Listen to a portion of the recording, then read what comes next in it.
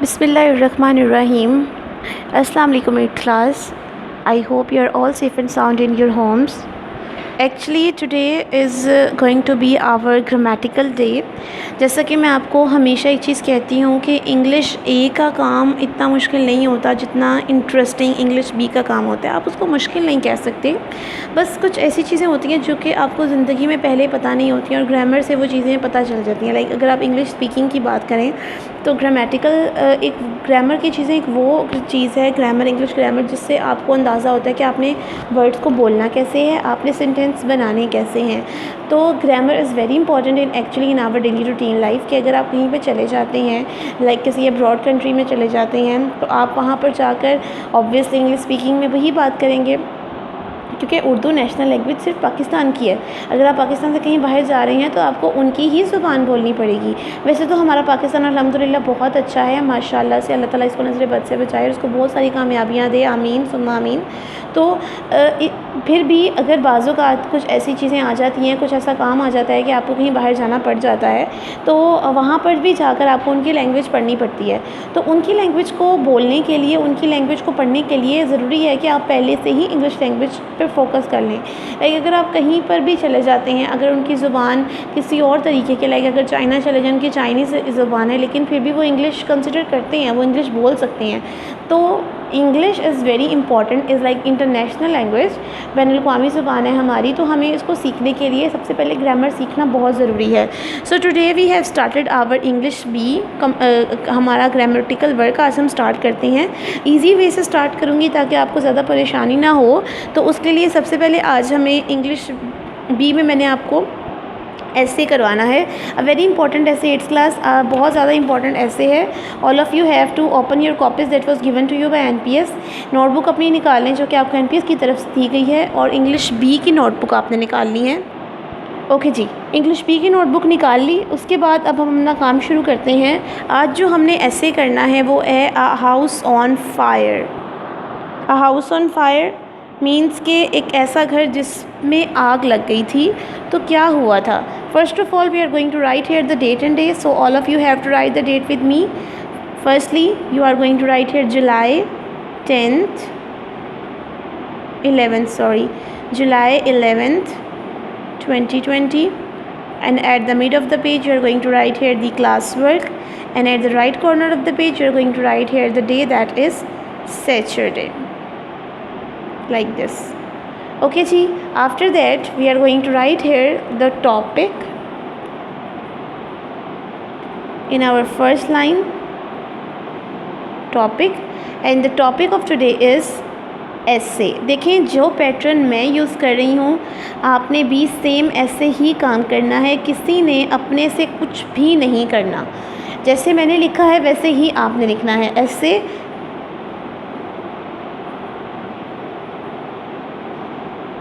A house on fire, ठीक है जी। इस तरीके से बहुत ही खूबसूरत काम करना है आपने।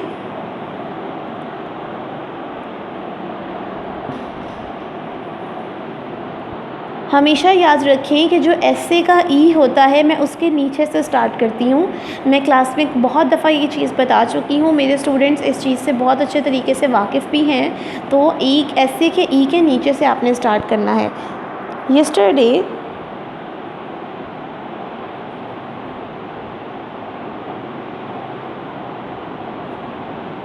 Yesterday as I was, basically तो ये ऐसे है, लेकिन हमने जब इसको लिखना है तो हमने इसको स्टोरी की तरह लिखना है। लाइक कि हमने इसको पास्ट टेंस में लिखना है, क्योंकि ये चीज़ हो चुकी है। और वो जो है वो बात, एक आदमी है जो कि बात बता रहा है कि मैं कहीं से मैं गुज़र रहा था तो मैंने एक बहुत ही आवाज़ें सुनी, और उसके बाद मैंने देखा तो वहाँ पे एक घर पे बहुत आग लगी हुई थी। लोग तो बच गए थे लेकिन वो उनका सामान सारा जल चुका था। तो ये सारी एक स्टोरी है जो कि हमने लिखनी है पास्ट टेंस में। पास्ट टेंस हमेशा, मैं आपको बताती हूँ कि स्टोरीज़ जो होती हैं वो सेकेंड फॉर्म लगती हैं, उनमें पास्ट टेंस में लिखी जाती हैं क्योंकि पुरानी होती हैं। तो ये भी एक आँखों देखा हाल है कि एक इंसान है जो कि आँखों से कुछ ना कुछ देख रहा है, तो ये भी हम पास्ट टेंस में ही लिखेंगे, ठीक है। तो वॉज हमेशा पास्ट में आता है, पास्ट कॉन्टीन्यूज़ में। Yesterday as I was coming home after saying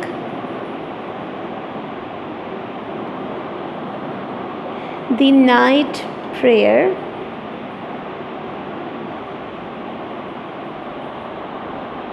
I heard the shouts of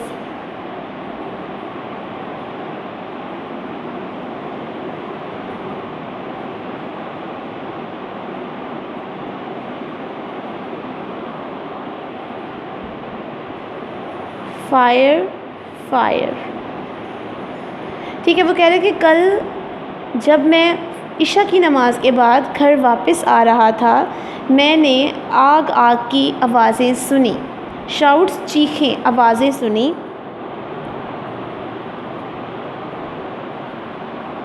When I looked at the direction of people, direction क्या होती है? सिम्त। When I looked at the direction of people,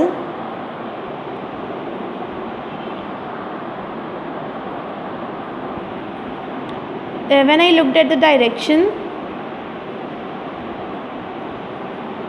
the people were running too.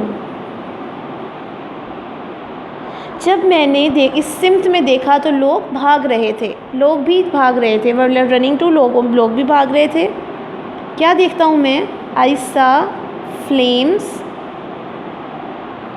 Sholay and clouds और बादल।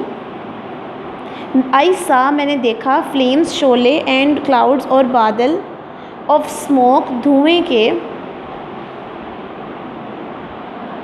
Rising high बहुत ऊंचे जा रहे थे, बहुत ऊंचे जा रहे थे, rising high. I also join the crowd,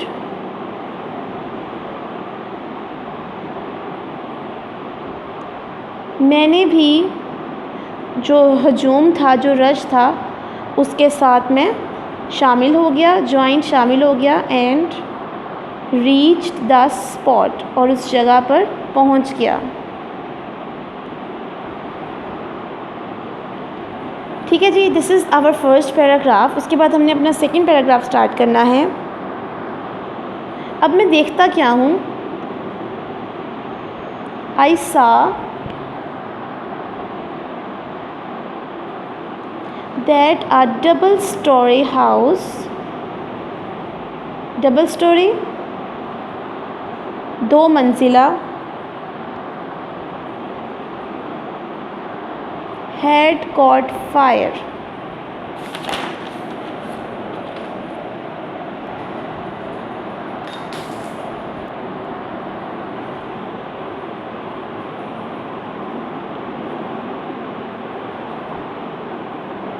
A double story house had caught fire, के एक दो मंजिला मकान को आग लगी हुई थी। It was a terrible sight. It was a terrible site, ये बहुत ही खौफनाक मंज़र था।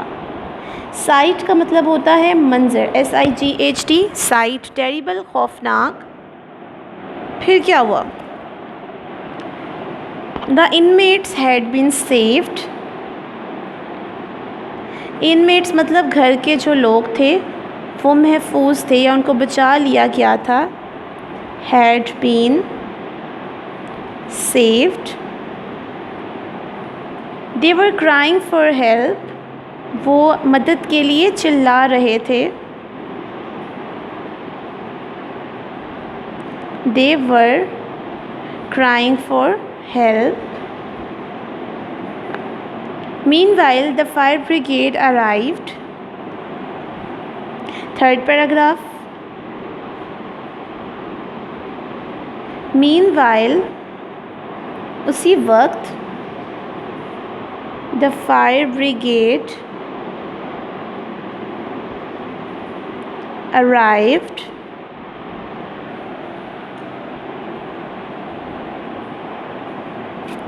the firemen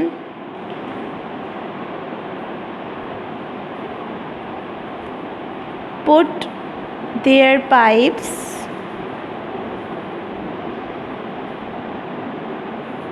in order and began to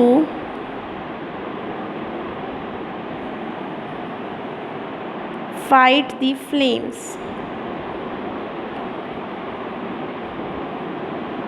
अब इसका मतलब है कि उसी वक्त जो आग बुझाने वाली फायर ब्रिगेड थी, फायर ब्रिगेड पहुंच गई और आग बुझाने वाले आदमियों ने अपनी जो पाइप थे अपने वो रखे, बिल्कुल सीक्वेंस से रखे, एक ऑर्डर में रखे, एक तरतीब से रखे, and began to fight the flames, और जो शोले थे उनसे जंग करनी शुरू कर दी, मतलब कि वो बुझना शुरू हो गए. आफ्टर दी हार्ड स्ट्रगल, सख्त मेहनत के बाद, कोशिश के बाद, after the hard struggle, the fire was brought under control, was BROUGHT, brought under control, आग पर काबू पा लिया गया. Fortunately, खुशकिस्मती से, fortunately का मतलब होता है खुशकिस्मती से, there was no loss of life, but the loss of property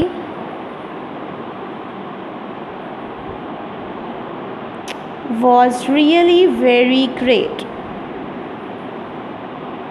कि वहाँ पर ज़िंदगी का कोई नुकसान नहीं था, लेकिन जायदाद का बहुत नुकसान हुआ था.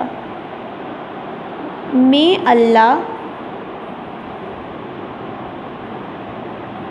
Save us from such कामटीज़. अल्लाह ताला हमें ऐसी आफात से महफूज रखे. आमीन. मे अल्लाह सेव अस फ्रॉम सच कामटीज़. अल्लाह ताला हमें ऐसी आफात से महफूज रखे. आमीन. सो अगेन एक दफ़ा आपको रीड आउट करके दिखा देती हूँ. And one more things, 8th class, आपको मैं ये भी बताती हूँ पेंसिल पकड़कर कि इसमें पास्ट टेंस क्या यूज़ हुआ है. फर्स्टली मैं यहाँ पर ज़रा लाइन ड्रॉ कर लूँ. आप लोगों ने 1 फिंगर डिस्टेंस देख के लिखना है, बहुत खुला खुला लिखना है. कॉपी है आपके पास, आराम से आप खुला खुला काम कर सकते हैं.